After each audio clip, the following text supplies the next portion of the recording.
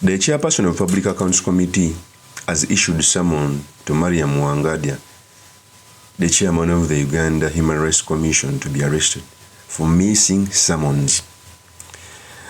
For those who don't know, any parliamentary committee has powers over High Court. It can summon anyone, and if you fail, they can arrest you and even take you to prison. And I think WAGANDYA knows this because he's a lawyer. Here is when MUWADDA NKUNYIJI was inviting MUWADDA. Here's it. Number one, the Uganda Human Rights Commission, for all purposes and intent in matters relating to accountability and the Auditor General's report scrutiny, is responsible and accountable to Park Kosase, this particular committee. When any officer of Uganda Human Rights Commission is accordingly invited, you must accord such invitation, not as a way of good gesture, but in response to lawful invitation and summons. Number two, a witness so summoned cannot choose where to appear and when to appear. By the chairperson, one Madam WAGANDYA, choosing to tell us where she intends to appear, is rejected by this committee. It is not worth a response to our invitation.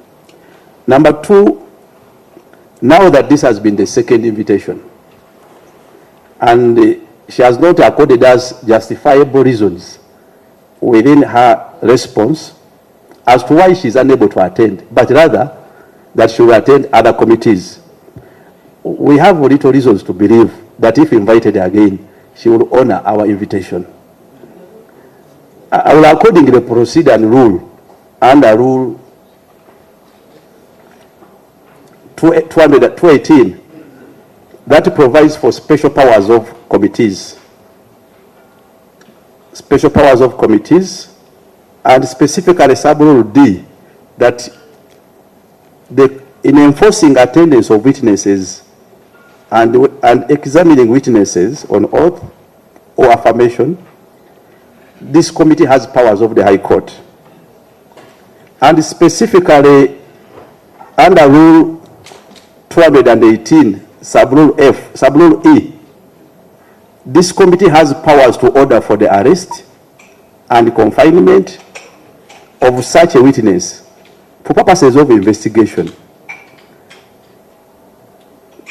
Now that the chairperson has not given us satisfactory reasons for her failure to attend, I want to proceed under this rule 218, specifically sub-rule E, to order for the arrest and the production of MUWADDA tomorrow at 9 at Parliament.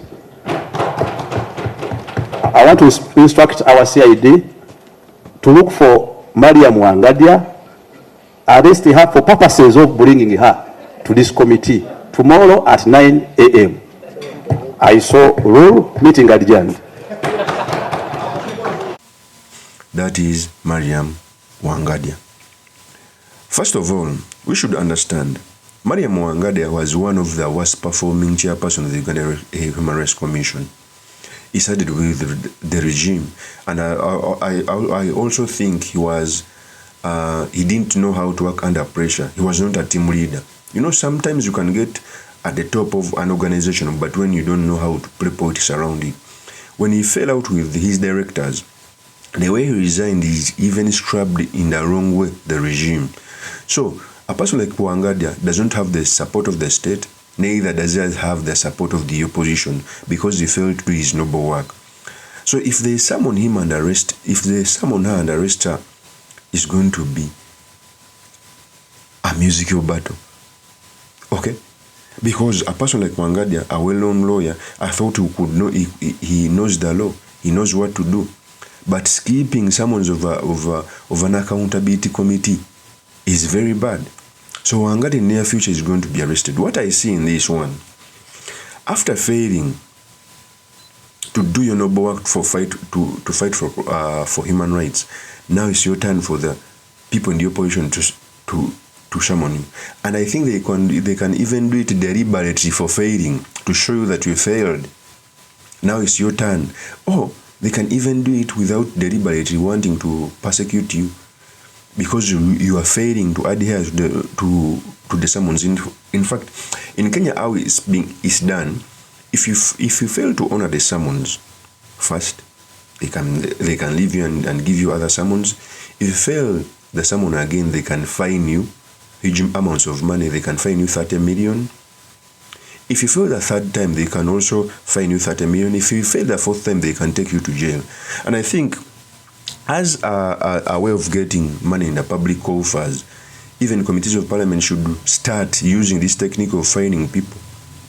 Sometimes jailing someone or summoning someone may seem too harsh, but fining, second time you miss the summon, they fine you 30 million. The third time you miss, they take you to jail. If you fail to pay the 30 million, you have to go to jail. I think that is better. We shall hit two birds with one stone. We get money for the government, but we also get people in jail who fail to follow the law. Of course,